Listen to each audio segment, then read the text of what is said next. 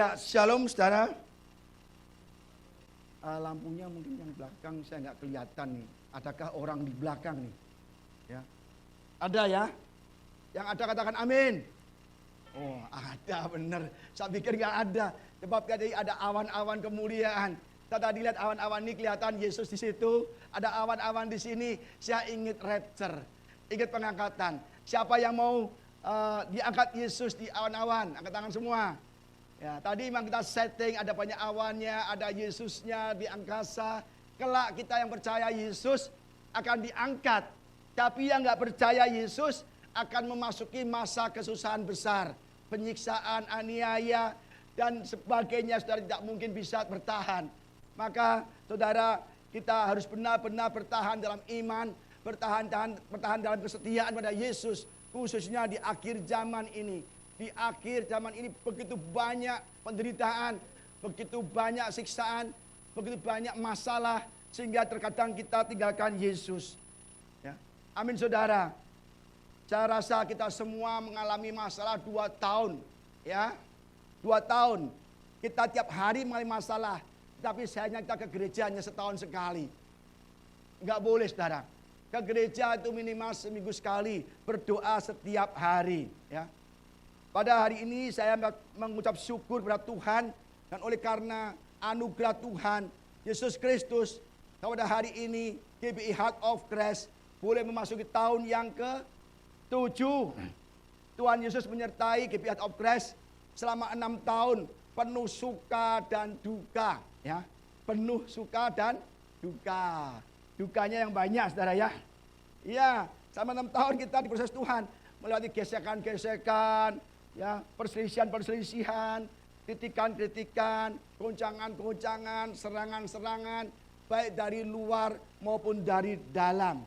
Yesus pun juga demikian, diserang oleh orang Farisi, orang ahli Taurat, imam kepala dari luar. Dari dalam Yesus diserang oleh Yudas Iskariot. Ya, jadi di gereja pun banyak Yudas Iskariot, banyak pertentangan, perselisihan yang seharusnya nggak ada. Tetapi 1 Korintus 11 ayat 18-19 Paulus berkata, sebab pertama-tama aku mendengar bahwa apabila kamu berkumpul sebagai jemaat ada perpecahan di antara kamu, dan hal itu sedikit banyak aku percaya, sebab di antara kamu harus ada perpecahan supaya nyata nanti, ya, siapakah di antara kamu yang tahan uji. Jadi Tuhan izinkan ada perpecahan, perselisihan, gesekan di dalam gereja supaya Tuhan tahu siapa yang tahan uji. Demikian pula di GBI Heart of Christ tadi proses selama 6 tahun diwarnai dengan berbagai selisihan, gesekan, duka. Aduh saudara, kalau kita ngerasain benar-benar kalau secara jasmani kita stres, ya kan, 6 tahun, ya, seperti orang bangsa Israel ketika dibebaskan oleh Tuhan dari tindasan orang Mesir, ketika dia dibebaskan, dia diuji dulu, ditampi dulu, ya, dituai dari Mesir, diuji di padang gurun. Apakah semua masuk Kanaan? Tidak. Hanya berapa? 2 suku yang masuk, Yosua dan Kaleb. Kemana yang 10? Mati semua. Jadi jangan sampai kita mati. Ya. Jadi kita harus benar-benar harus kita percaya Yesus, kita akan terangkat. Maka khotbah saya pada hari ini saya kasih judul penuaian dan penampian jiwa-jiwa pada akhir zaman. Ini adalah akhir zaman. Zaman-zaman yang susah, ya kan? Siapa di sini yang nggak pernah susah, angkat tangan. Nanti saya belajar sama saudara, ya kan? Ya, kita semua alami susah, ya kan? Tetapi kita harus tetap teguh berdiri dalam iman kepada Yesus. Dan ini saya rasa hari Tuhan sudah sangat dekat. Mungkin rapture atau pengangkatan nggak lama lagi. Nggak lama lagi, saya nggak bisa kasih tanggal, bulan, tahun, nanti saya sesat. Karena nggak tertulis di Alkitab tanggal, tahun nggak ada. Tapi saya rasakan sudah dekat. Kenapa sudah dekat? Kok Pak Budi sesat? Tidak sesat. Karena Yesus tidak kasih tanggalnya, bulannya, tahunnya. Tapi kasih tandanya. Ya kan? Peperangan akan terjadi antar bangsa. Ini baru antar Ukraina dan Rusia kita ada kewalahan. nggak ada minyak goreng, nggak ada bensin naik semua. Kalau bensin naik kita makan apa? Indomie bisa mahal. Di Shanghai, China, Indomie 1 juta. Bisa nggak kita beli? 1 juta di Shanghai 1 dus Indomie. Itu baru di Shanghai. Kalau itu benar-benar perang dunia ketiga, itu Rusia presidennya digerakkan Tuhan, tangannya pencet senjata nuklir, itu semua negara akan punya nuklir dan selalu berantem. Nanti Indomie nggak 1 juta, 5 juta. Ya kalau ada. Kalau nggak ada kita ya berpuasa sehari, bahkan berhari puasa. Amin saudara. Jadi kita harus mulai berbanyak ibadah. Ini bangsa, melawan bangsa ini akan segera perang dunia ketiga. Saya setiap hari ikuti laporan atau berita mengenai Ukraina dan negara-negara lain. Saya semakin hari semakin takut. Takut kenapa? Bukan takut diri sendiri, takut jemaat ketinggalan. Kenapa? Saya tiap hari baca Alkitab, saya baca Tuhan, tolong jemaat HOC, supaya semua terangkat ke surga, tidak mengalami masa-masa susah, masa tribulasi, masa siksaan. Jadi saudara, kita harus siap ditampi Tuhan, dituai Tuhan ditampi. Tidak semua orang di sini masuk surga, tidak ada. Maksudnya nggak banyak. Tergantung kita, apakah kita ibadah cari Tuhan atau cari yang lain. Kita ibadah mencari firman Tuhan atau kita mencari motivasi yang lain. Itu yang tahu Tuhan, bukan kita. Jadi kita mulai hari ini periksa hati kita, diri kita, hidup kita, periksa cara ibadah kita. Apakah kita ibadah hanya karena sesuatu, tapi bukan karena Tuhan. Ya kan? Jadi kalau kita ibadah sungguh-sungguh, ya, datang awal kayak hari ini, datang jam 5 ibadah, jam 3 udah datang, keren. Saya baru kali ketawa di mimbar loh saudara. Bener. Setiap kali Natal, ulang tahun gereja pasti datangnya awal semua. Tapi kalau minggu, datangnya telat semua. Pusing saya. Ya kan? Jadi saudara, please, mohon, saya mohon. Saudara ibadah setiap minggu seperti ini. Datang lebih awal, datang tepat waktu. Terlambat bolehlah 5 menit, 10 menit. Jangan terlambat 1 jam. Ya kan? Saudara datang awal bagus lagi, ya kan?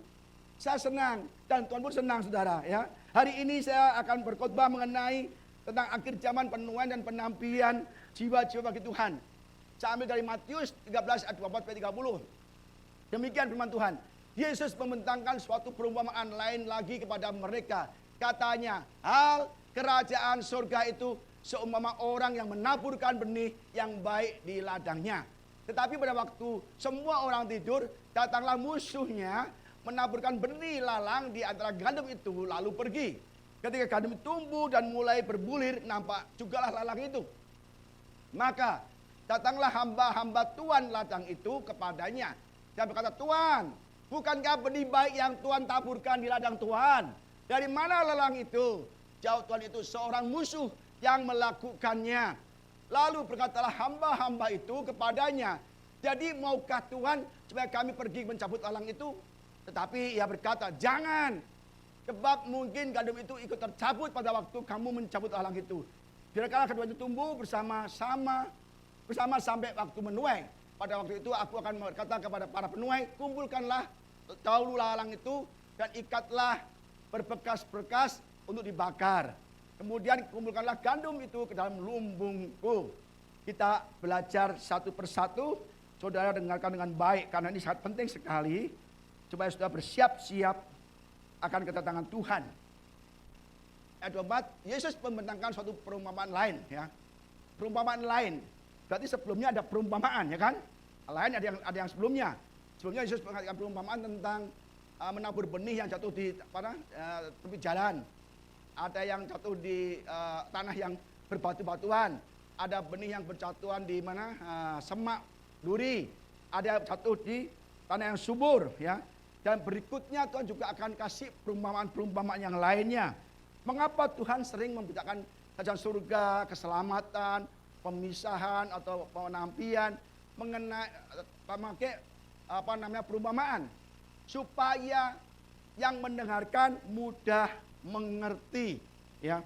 Seperti contohnya begini saudara, kalau zaman Daud, Yesus berkata, Tuhan berkata, aku adalah gembala, yang baik, ya kan? Yesus adalah gembalaku. Karena konteksnya Daud seorang gembala. Ya, kepada perempuan Samaria, dia berkata, akulah air kehidupan. Karena di sana sangat kering, airnya itu orang butuh air. Air itu kayak emas berharga sekali. Maka Yesus ngomong, saya adalah air kehidupan. Terkadang Yesus ngomong kepada Petrus, ngomong apa? Aku akan jadikan engkau penjala manusia. Ya kan? Engkau penjala ikan, aku akan penjala manusia. Jadi Tuhan memberikan konteksnya perkataan melalui kehidupan sehari-hari supaya mengerti, ya kan? Seperti kepada Yesus ngomong, aku adalah pokok anggur dan kamu carang-carangnya. Jadi Yesus selalu memberikan perumpamaan supaya mudah kita mengerti, saudara. Contohnya gini, kalau guru sekolah minggu, ya kan, mengajar tentang keselamatan, nggak mungkin gurunya bilang gini, adik-adik, anak-anak, tolong buka Roma pasal 8 ayat 1 yang mengatakan tidak ada lagi penghukuman bagi siapa yang di dalam Kristus. Adiknya bingung. Apa sih, Bu? Saya nggak tahu tentang keselamatan. Nggak tahu. Karena anak kecil itu belum nyampe pikirannya tentang keselamatan dengan cara begitu. Contohnya gini, kalau gurunya ngomong gini tentang Yunus, ya, Yunus lalu karena nggak taat dia dimakan ikan paus yang besar sekali, ya kan?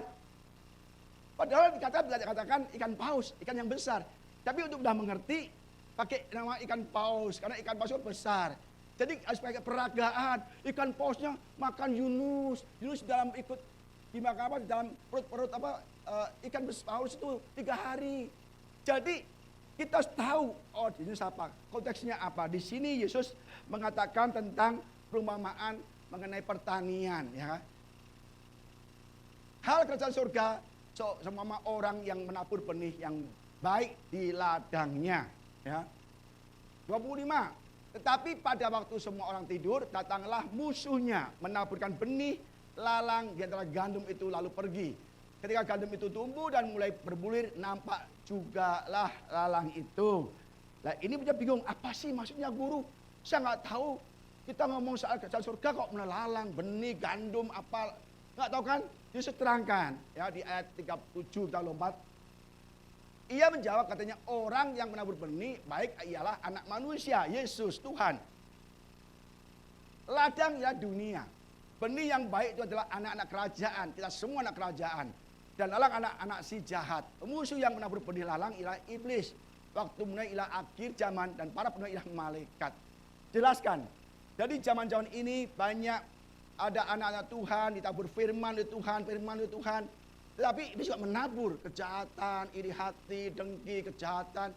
Jadi saling bertemu, ya kan? Akhirnya bang, gimana kalau saya cabut? Jangan dulu katanya. Itulah saudara. Jadi konteksnya adalah mengenai lalang dan gandum. Apa beda lalang dan gandum? Ya kita cek. Ini gandum saudara. Kalau kita mungkin gandum nggak umum. Kita adalah padi, ya kan? Oke kita padi aja. Dan ini lalang. Padi sama lalang beda. Kalau waktu benih hampir sama, tumbuh bersama, ya kan? Bersama, ya kan? Kali udah mulai berbiji, berbuah itu lain. Kalau padi semakin berbuah, semakin bijinya berisi, dia makin merunduk. Di sini ada padi yang merunduk kayaknya nih. Coba saya ambil satu, mungkin bisa kali ya. Nah ini, ya, ini padinya semakin berisi, semakin merunduk, ya. Ini kita ambil di sawah saya di Serang. Saya punya sawah ya, jadi saya tahu merunduk semua, semakin berisi makin merunduk. Tapi kalau lalang semakin berisi dia semakin tegak berdiri dan bijinya lain. Dan ini akarnya sama akar padi bersama. Dia makan sarinya padi, vitaminnya padi, airnya padi makan dia semua. Ini adalah benalu. Dan dia satu lalang tumbuh di sekitar gandum itu atau padi itu. Dan itu makan vitamin, nutrisi. Jadi lain saudara, nanti saya jelaskan ya, begitu pula di gereja. Di gereja ini ada jemaat tipe lalang dan tipe gandum. Gandum ini adalah orang yang benar-benar cinta Tuhan, yang benar-benar ibadah sungguh-sungguh, yang hidupnya takut akan Tuhan. Tapi juga ada jemaat lalang.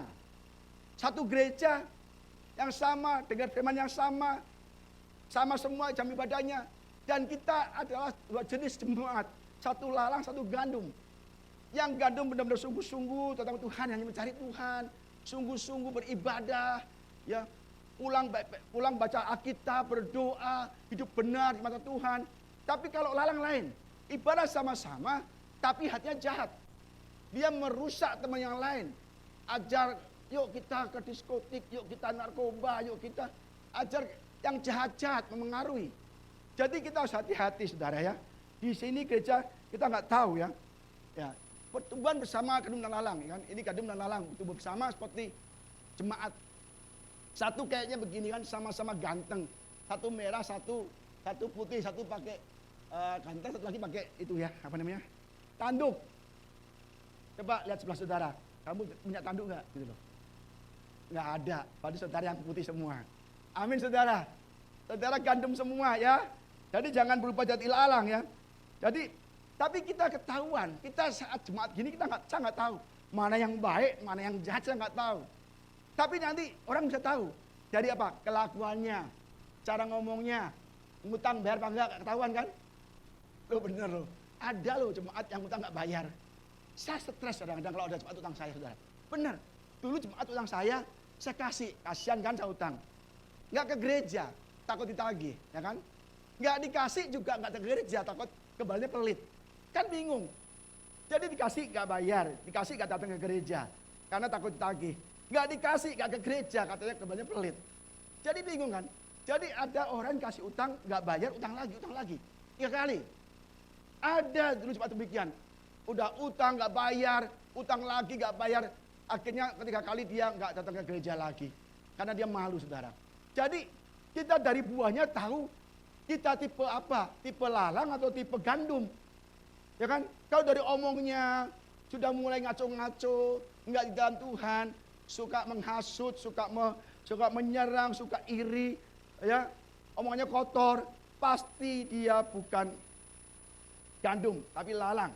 Ya. Dan lalang itu tumbuh bersama-sama gandum. Hati-hati. Tadi katakan apa? Di antara gandum, ya kan?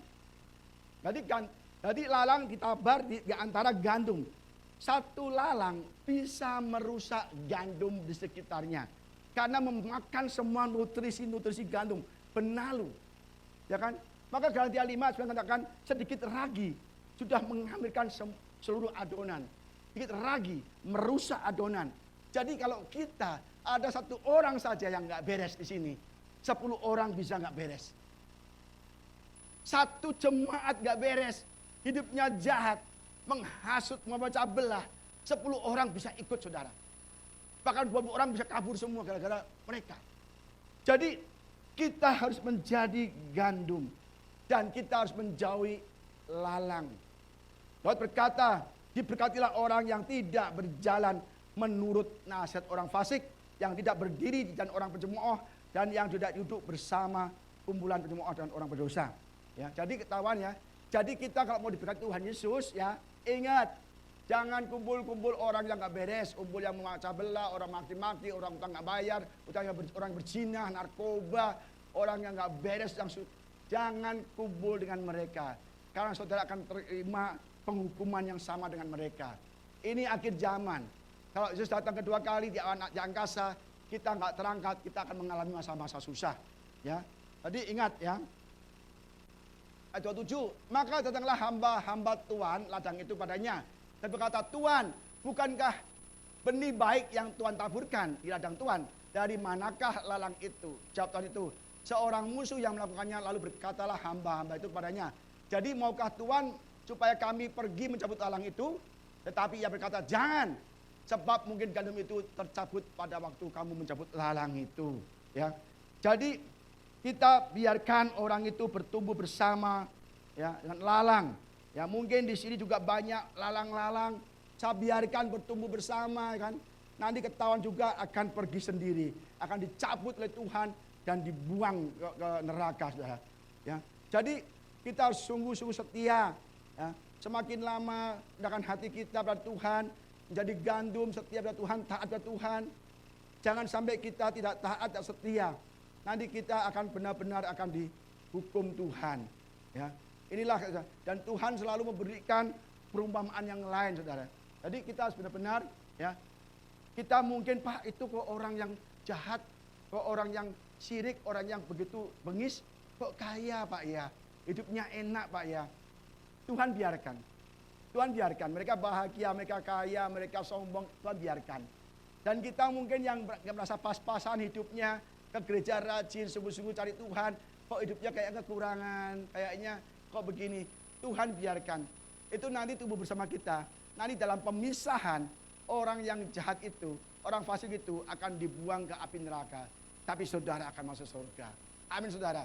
Ingat, hidup kita nggak lama. Hidup kita nggak lama. Jangan fokus, menyesal, bersungut-sungut, yang mengeluh akan hidup ini. Apa yang kita keluhkan, Tuhan dengar.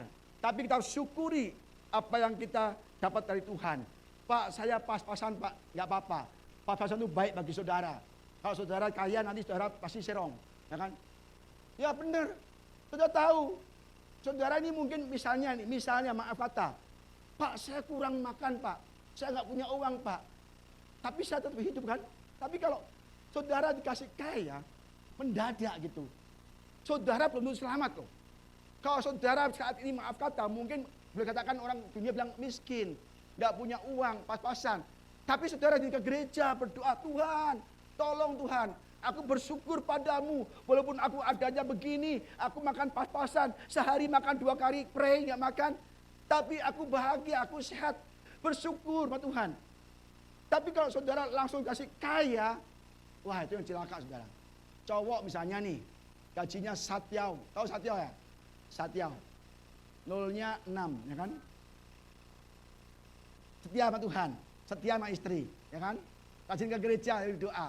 Tahu-tahu bosnya kasih naik Satyau, tambah 1 0. Kira-kira gimana? Itu bahaya. Kalau mental Satyau, kasih Satyau, aduh saudara, semua dibeli. Ya, ini dibeli. Termasuk cewek pun dibeli. Bisa beli wanita, beli istri loh. Bahaya saudara. Karena mentalnya masih Satyau. Tuhan nggak mau kasih berkat, tapi mbak saudara masuk ke neraka nggak mau. Maka dikasih pas sesuai iman kita. Iman Satyau kasih Satyau. Kalau iman Satyau nggak mungkin kasih Tiau. Maka kalau saudara mau Satyau, imannya naikkan dulu. Ibadah naikkan dulu. Saudara punya Tuhan kasih aku Satyau 25 juta Tuhan.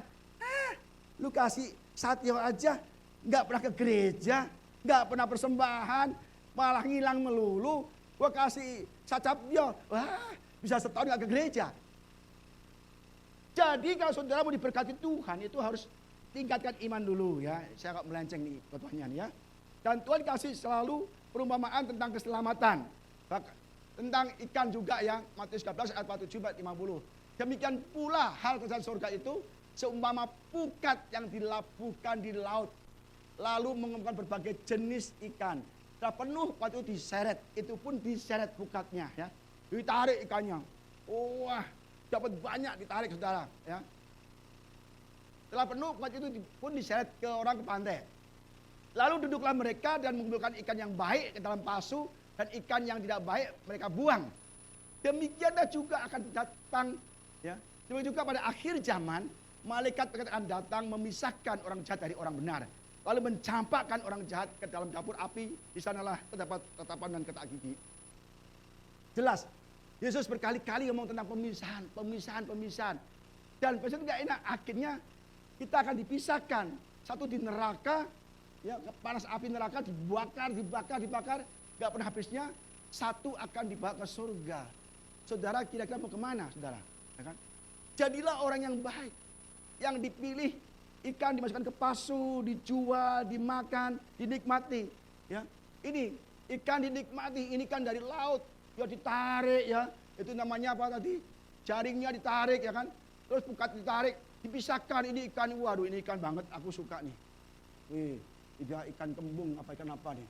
Dimakan, digoreng ya, dibumbu Bali, kasih sambal terasi, waduh enak banget. Dan dijual pun mahal. Ini dinikmati orang. Kalau saudara begini, ini ikan buntal, beracun. Jangan jadi ini saudara, ya jangan. Ini orang nggak bisa makan, orang makan ini langsung mati. Pernah satu keluarga, saya baca di Google, satu keluarga makan ikan buntal. dalam sejam mati semua. Ini ikan yang nggak berguna. Dan ikan ini dibuang, orang nggak kepake. Yang kepake dimasukkan ke basket, kemana ke keranjang-keranjang, ke pasu untuk dijual dan dinikmati, saudara. Jadi kalau saudara hidupnya sebagai ikan buntal, akan dibuang Tuhan. Ya. Kalau garam sudah tidak menjadi tawar lagi, asin lagi, dengan apa dia akan diasinkan. Ya. Jadi kalau kamu udah garam dunia, jika garam itu menjadi tawar, ya, menjadi tawar atau tidak asin lagi, dengan apa garam itu akan diasinkan lagi? Tidak ada lagi gunanya selain dibuang dan diinjak orang. Kalau saudara sebagai anak Tuhan, sebagai umat Kristiani, tidak berguna bagi Tuhan, tidak berguna bagi manusia, saudara akan dibuang ke api neraka. Jadi saudara harus berguna bagi Tuhan, ibadah sungguh-sungguh, ambil pelayanan, berdoa sungguh-sungguh. Saudara nggak pernah demikian, maunya enaknya aja, berkat, mujizat, tapi ibadahnya bolong-bolong, nggak pernah ibadah. Ya nggak bisa, saudara. Kita harus berguna bagi Tuhan, baru kita akan masuk ke surga. Dan Tuhan juga adakan pemisahan dengan perempuan lain. Misalnya ini penampian ya. Nah ini saudara ya. Bentar. Matius 3:12, alat penampi sudah di tangannya, ia akan membersihkan tempat pengirikannya dan mengeluarkan gandumnya dalam lumbung, tapi debu jerami itu akan dibakarnya dalam api yang tidak terpadamkan. Jelas ya. Gandum akan dipisahkan. Ini dipisahkan ya. Debu jerami. Jerami adalah akar kering, akar padi yang kering akan dibuang ya. Akar padi dibuang, kotoran dibuang, bahkan nanti kulitnya juga dibuang, diambil isinya, dipisahkan, dan semua akan dibuang ke api, tapi padinya kita makan. Jadi selalu ada pemisahan, ada penampian, saudara. Seperti hanya ini, ya, kambing dan domba. Tuhan ngomong, ini kambing domba sebelah kanan, kambing sebelah kiri. Yang kanan masuk, yang domba masuk ke surga, yang kiri masuk ke neraka. Jadi, saudara, ini intinya bahwa kita semua kelak akan dipisahkan. Mungkin suami istri juga akan dipisahkan. Kalau suaminya jahat, istrinya baik. Atau sebaliknya, suaminya baik, istrinya jahat. Sebab surga neraka itu tidak seperti orang Jawa bilang, surga nunut, neraka katut. Ya kan? Nanti kalau suami kita ke surga, kita ke surga. Suami kita ke neraka, kita neraka. Enggak, saudara. Masing-masing. Jadi jangan dikira kita bisa numpang iman orang lain, nggak bisa. Kalau kita jadi kambing, kita masuk neraka, domba masuk ke surga. Tanya sebelah saudara, kamu kambing atau domba? Tanya dong. Saya domba, gitu ya. Semua domba. Jadi kita harus hati-hati, saudara ya. Jadi kita harus benar-benar menjadi. Jadi proses penampilan itu ada 3 tahapnya, saudara ya. Pertama kali ya, kita panen padi, kayak saya panen padi begini ya. Ya. Ilalangnya kita bisa dulu kita buang, ya kan? Yang padi kita kumpulkan, kita ikat, ya kan? Kita ikat dan kita bawa ke mesin, ya kan? Diikat, nanti dipisahkan lagi tangkai dengan gabahnya. Saya kan punya sawah. Tiap 3 bulan sekali saya panen, ya. Sipur itu driver saya ke Serang, ke Baros, panen berapa kintal gitu. Enggak langsung panen, dari gabah begini ke bawah ke penggilingan. Jadi dipisahkan lagi, dari lalang ke gandum dipisahkan, habis gandum ke padi begini ini masih dipisah lagi, masih tampil lagi. Caranya begini sudah ya. Nah ini tampil lagi, kalau dulu pakai itu, alat penampi. Nah begini, dulu kalau saya masih kecil pakai tampah, ya kan? Waktu kecil saya masih tampah, mama saya pakai tampah, ya kan? Sekarang enggak, pakai mesin semua kan. Nah dipisahkan lagi. Udah tinggal gabah begitu dibawa ke penggilingan. Ya, dari penggilingan nanti digiling. Gabah masuk ke sini. Jadinya begini. Kalau berasnya kuning ada polarizer, dipoles lagi. Jadi saudara, saya tahu padi, karena saya punya sawah. Jadi itu proses dari padi ditanam, pemisahan antara padi dengan lalang. Nanti di dalam padi, nanti dipisahkan lagi jerami sama itu semua, ya kan? Sama Jadi dibuangi, kotoran dibuangi semua. Tinggal gabahnya aja, nanti digiling lagi. Baru murni begini. Demikian pula hidup kita, saudara. Kita yang bukan lalang, sudah pasti gandum. Kita tidak akan langsung masuk surga. Kita ditampi lagi artinya proses lagi, disanctify lagi, ya dimurnikan lagi. Ya jadi kita yang benar-benar sudah cinta Tuhan, ke gereja, rajin, kita akan dimurnikan lagi, ditampi lagi, supaya kita benar-benar bisa dinikmati Tuhan. Banyak orang sudah percaya Yesus, selamat, dibaptis, masuk ke gereja, tapi menghadap penampian, pemurnian, kita nggak tahan. Begitu digesek seseorang, dikritik orang udah marah-marah, maki-maki. Di gereja juga demikian, sama. Jemaat atau pengerja, ditegur gembala atau ditegur temennya. Wah, udah seluruh dunia tahu semua. Wah, ini Pak Budi ini kurang ajar. Masa saya suruh begini. Wah, kalau ngomong jelek sekali aja, itu seluruh dunia tahu semua. Tapi kalau saya ngutangin, nggak ada yang tahu loh. Kalau saya ngutangin orang itu, kasih bonus itu ya, atau THR gitu, nggak ada orang cerita, nggak bilang semua. Tapi kalau saya nyakitin dia misalnya, kamu jangan begini, salah, tidak boleh begini. Waduh, di luar udah nggak cuma satu kata, bisa puluhan kata loh. Ditambah-tambahin, saudara. Itulah kejamnya dunia. Ya kan? Jadi saudara, hati-hati. Kita jangan sampai jatuh. Tuhan tempatkan orang-orang lain, lalang-lalang di sebelah saudara, untuk menampi saudara. Maka apa tadi kata Paulus? Ada baiknya, sangat baik. Ada perpecahan, ada gesekan, supaya akan tampil orang yang teruji. Kita tahu teruji dari mana? Kalau nggak ada masalah, ya kan? Nggak tahu kita, saudara. Kita taunya baru ada masalah. Kita baik-baik semua, ibadah baik-baik semua. Tahu ada masalah, baru ketahuan belangnya, baru ketahuan jahatnya. Wah, kalau kasih uang baik semua, betul kan? Kasih uang baik, kasih utangan baik, kasih ini baik.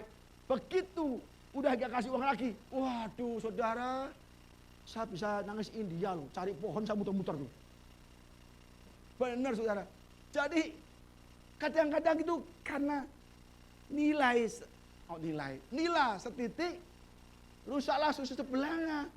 Kita karena setelah ngomong satu kata, kebaikan kita hilang semua. Itulah manusia, itu lalang, itu iblis. Jadi saudara yang merasa hari ini masih suka ngomongin orang, gosip orang, nyerang orang, fitnah orang, itu saudara lalang dan saudara iblis. Nanti ada pemisahan. Jadi tempat, ya kayak orang Israel lah, Israel ditampi di padang gurun, 10 suku tidak lulus, mati semua. Yang 2 suku yang masih hidup, saudara. Jadi semua ada waktunya Tuhan akan ditampi, ya. Biarlah keduanya tumbuh bersama sampai waktu menuai. Pada waktu itu aku akan berkata kepada penuai, kumpulkanlah dahulu lalang itu dan ikatlah berkas-berkas untuk dibakar, dan kumpulkanlah gandum itu di dalam lumbungku. Jelas sekali bahwa berkas-berkas ya dari lalang semua akan dibakar, akan ditampi, dibakar. Artinya kita akan masuk ke neraka. Tetapi orang-orang yang tahan uji, orang yang cinta Tuhan, menderita bagi Tuhan, rajin ke gereja, ya kan? Itu benar-benar akan bahagia nanti. Saudara mungkin bilang, aku miskin di dunia, tapi akan kaya di surga. Benar. Kalau kita benar-benar miskin di dunia, tapi kaya dalam firman, kaya dalam pengetahuan akan Tuhan, kaya akan perbuatan baik, kita akan benar-benar kaya di surga. Orang yang kaya di dunia, dia akan jadi orang miskin di surga. Ya kalau masuk surga, belum tentu masuk surga. Jadi kita jangan berbuat jahat, saudara. Akan dipisahkan. Kita ingat enggak, waktu itu ada seorang kaya yang makannya enak, mewah, makan setiap hari, ya kan? Makannya enak, di meja penuh makan yang mewah-mewah. Tapi di depannya dia ada pengemis namanya Lazarus. Pengemis itu enggak dikasih makan loh. Ini Lazarus, saya kasih sepiring buat kamu ya. Oh terima kasih Tuhan, enggak. Makan enak tuannya. Baru ada telur satu gelinding jatuh itu, nggak sengaja. Langsung dimakan yang miskin. Orang miskin itu makan dari apa yang jatuh dari meja orang kaya itu. Kan satu ironi, satu sangat berlangsung sekali. Kalau orang kaya makan banyak, ada orang miskin, kasihlah sepiring. Kenapa sih ruginya? Orang kaya itu nggak kasih makan. Tapi kalau saya kesenggol jatuh, baru orang miskin itu bisa makan dari apa yang jatuh. Kalau nggak ada yang jatuh, dia 2 hari nggak makan. Apa akhirnya? Tuhan pisahkan. Yang orang kaya masuk ke neraka. Yang Lazarus masuk ke Firdaus bersama Abraham. Akhirnya saling melihat. Paman Abraham, kira-kira gitu ya. Tolong kasih tahu Lazarus, jarinya tujukan ke suruh celupkan ke air dan tujukan ke lidahku. Aku kepanasan, tersisa di sini. Tapi apa kata Abraham? Antara kau dan aku ada jurang yang tidak terpisahkan, tidak bisa dilompati. Kita nggak bisa ke sana, kamu jangan ke sini. Dan kamu waktu di dunia sudah dapat yang enak-enak. Dan Lazarus tidak pernah. Dan ini dihiburkan. Jadi saudara, selalu ada pemisahan. Akhirnya bilang, oh Abraham, saya punya 4 saudara di bumi, di dunia masih hidup. Tolong kasih tahu, supaya Lazarus turun. Kasih tahu saudara saya supaya dia nggak masuk ke neraka seperti saya. Oh nggak bisa. Di bumi sudah ada Musa, sudah ada nabi-nabi, sudah ada pendeta. Jadi kalau mereka nggak percaya sama pendeta, nggak percaya sama orang mati, percuma. Jadi saudara, kelak kalau kita mati, bukan selesai. Kita masih ingat tetangga kita, si Aming, si Alyong, si Akyong, si Acun, Ahun. Ya. Semua ingat. Dan dia ingat perbuatan dia waktu di dunia. Ingat, waktu kita mati, bukan kita lupa semua.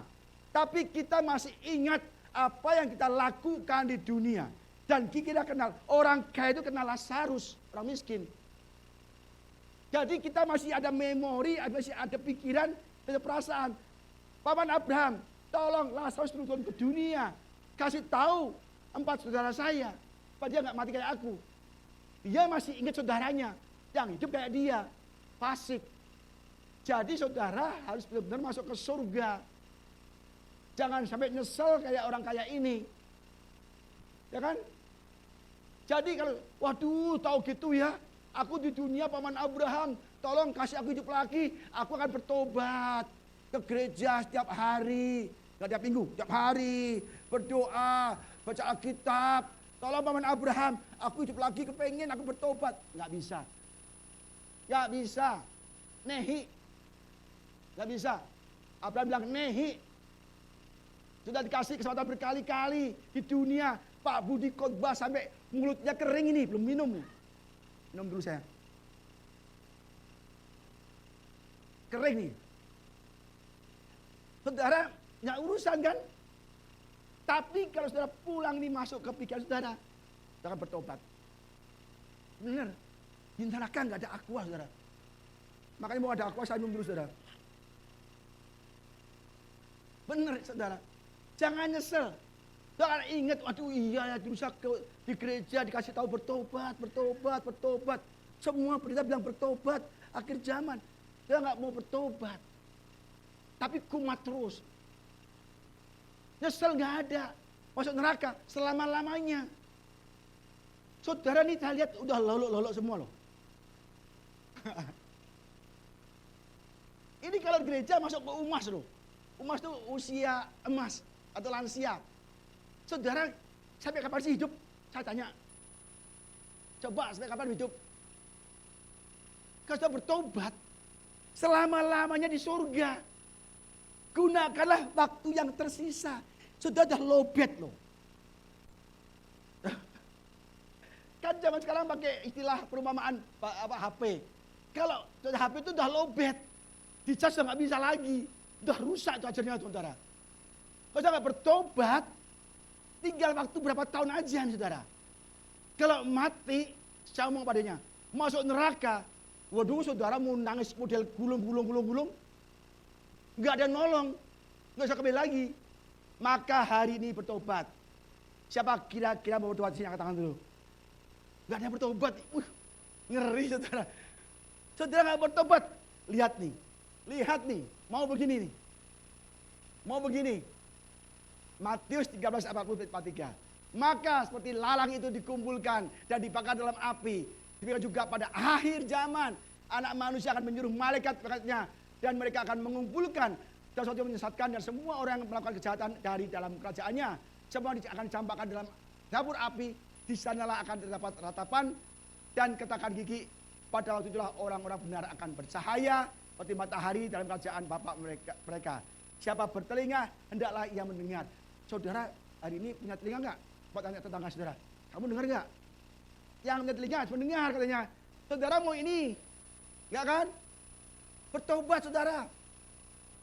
Baru akan dicampakkan ke api neraka. Jangan sampai saudara masuk ke neraka. Tidak bisa keluar lagi. Tidak bisa hidup lagi saudara. Akhir zaman, orang dikumpulkan, yang jahat dikumpulkan. Jangan jadi orang jahat. Ya kan? Malaikat-malaikat itu akan mengumpulkan dari comot satu-satu loh. Comot satu-satu. Mau di mana saudara? Yang kubur nih, udah comot nih. Depan saudara, antri. Mau di belakang saudara, antri. Malaikat ambil yang belakang dulu. Comot belakang itu masuk ke bed neraka. Mau kemana tengah? Malaikat yang tengah comot dulu. Masuk ke api neraka. Mau kemana saudara? Mau duduk di mana? Belakang sana ujung. Comot malaikat. Yang depan malah lama. Ya kan? Ada loh orang yang bilang, Pak ini nenek saya hebat loh Pak. Usianya sudah 97. Masih hidup Pak. Hah? 97 masih hidup. Emang nggak ada sakitnya? Ada sih Pak. Dia agak budak Pak. Ya itulah. Dia lama hidupnya. Kenapa? Tuhan panggil dia nggak dengar. 97 dia nggak mati-mati. Nggak ada sakit, cuma budak katanya.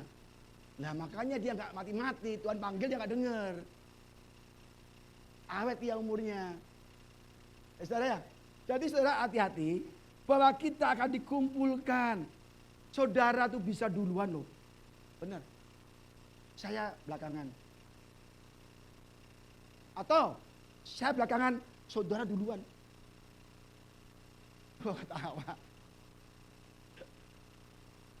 Sebab saya punya pekerjaan belum selesai. Apa kerjaan saya? Menginjil, menangkan banyak jiwa. Lah saudara ngapain coba? Di rumah nganggur kan? Kan ada lagu pulang itu. Ku mau pulang katanya kan? Aduh saudara, saya pernah berdoa sama Tuhan. Tuhan, kalau aku nggak kepake di dunia ini, cabut nyawaku. Aku sering berdoa begitu. Tuhan, kalau aku nggak kepake di dunia ini untuk pekerjaanmu, ambil nyawaku. Daripada kelamaan aku masuk neraka nanti malam. Dunia jahat. Kalau nggak kepake Tuhan bagi pekerjaanmu, ambil nyawaku, aku siap. Semua aku tinggalkan. Rumah, mobil, saya tinggalkan semua. Saya ngomong gitu loh. Saya sering doa beginian, Tuhan, aku nggak cinta harta. Rumah yang besar, rumah ada, mobil ada, semua ada. Aku rela tinggalkan. Kalau biasanya orang kaya takut mati. Tuhan, beri umurku panjang. Karena masih kekayaan banyak kan. Kalau aku mati, hartaku gimana dong? Ya kan? Hartaku siapa yang nanti yang ambil? Aduh, hartaku triliun, ratusan miliar, siapa nanti pakai? Waduh, dia susah.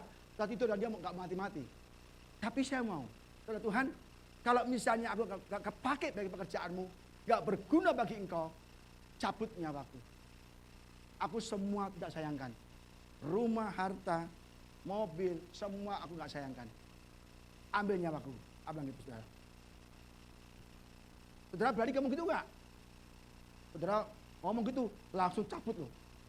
Lah gak berguna bagi Tuhan kok. Ke gereja aja setahun sekali. Hati-hati loh. Hati-hati, aku ngomong padanya, hati-hati. Kita hati-hati. Jangan sampai menyesal. Harus rajin ke gereja. Ke gereja pun masih belum jaminan. Berdoa. Baca Alkitab. Dan hidup yang benar. Hidup yang benar susah. Baca Alkitab bisa, gampang. Gampang, semua orang bisa baca Alkitab. Saya baca Alkitab pun bisa, setahun 2 kali habis. 2 kali habis setahun. Setiap tahun 2 kali habis, minimal. Bisa, semua orang juga bisa. Orang jahat pun bisa, orang Farisi pun bisa. Ahli Taurat pun bisa baca Alkitab. Tapi hatinya jahat. Jadi jangan cuma baca Alkitab. Baca Alkitab kita sekedar tahu apa yang harus kita perbuat. Kita baca Alkitab tahu, oh ini nggak boleh, oh ini boleh, ini jahat, ini baik. Lakukan yang baik, tinggalkan yang jahat. Ini tuntunan, guideline, guidance. Kalau sudah masuk surga semua. Amin saudara. Saya jadi marah-marah. Inilah namanya marah rohani. Marah di pas saudara masuk surga semua. Amin saudara. Masuk gereja bener loh. Jangan cuma setahun sekali nggak boleh loh. Saya kalau setahun sekali ingat kapal selam loh. Kapal selam itu kalau udah nongol sebentar, lama nyelamnya. Ya kan nongol lagi perlu bensin doang, baru nongol. Nggak perlu bensin, nyelam lagi. Ya. Yang terakhir saudara, wah kita senang. Terakhir, hore, terakhir. Kalau bilang hore terakhir itu berarti nggak cinta Tuhan. Orang cinta Tuhan, Pak, kok cepet banget kok banyak Pak. Kok terlalu cepat sih Pak, ya itu cinta Tuhan. Kalau, kok banyak lama, nggak kelar-kelar.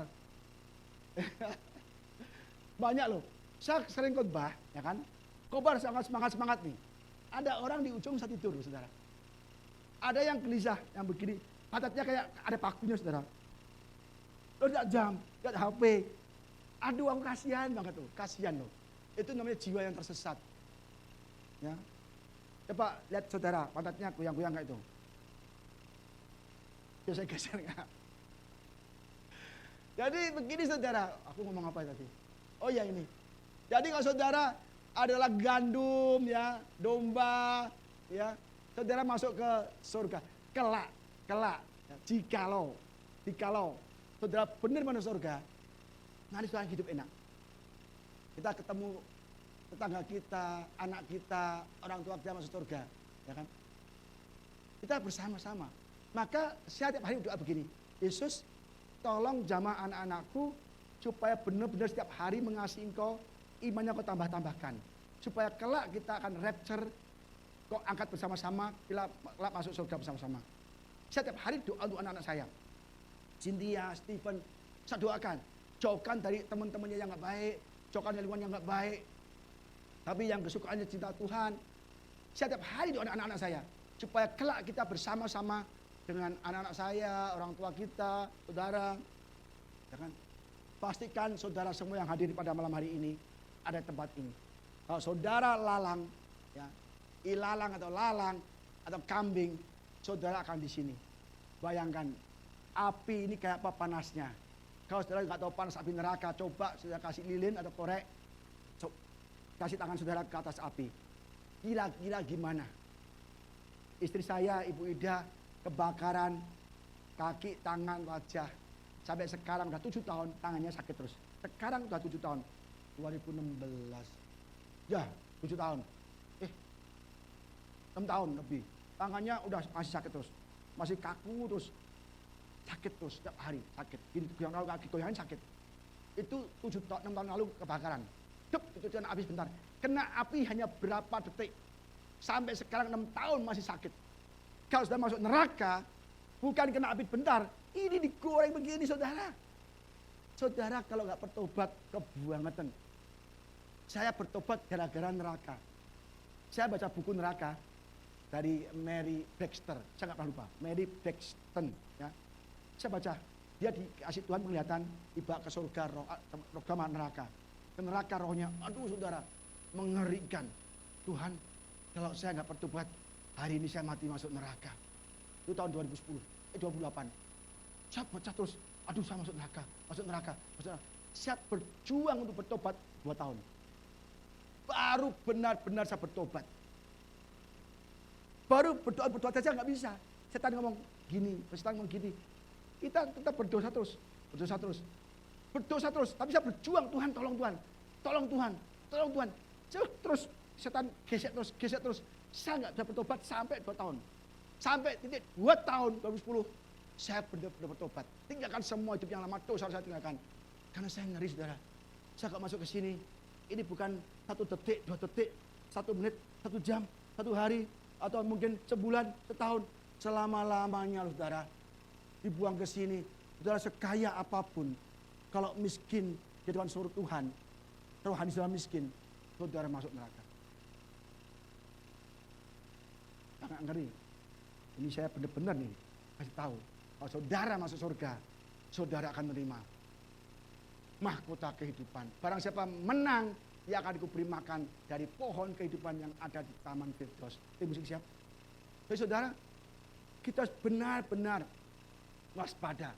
Saudara mau di neraka atau di surga yang ada pohon kehidupan. Di sini ada pohon kehidupan, ada buah-buahnya, saudara. Kalau di bawah ada pohon keselamatan. Pohon yang itu Adam makan, ya, ini pohon kehidupan. Jadi saudara, kita harus benar-benar berobat.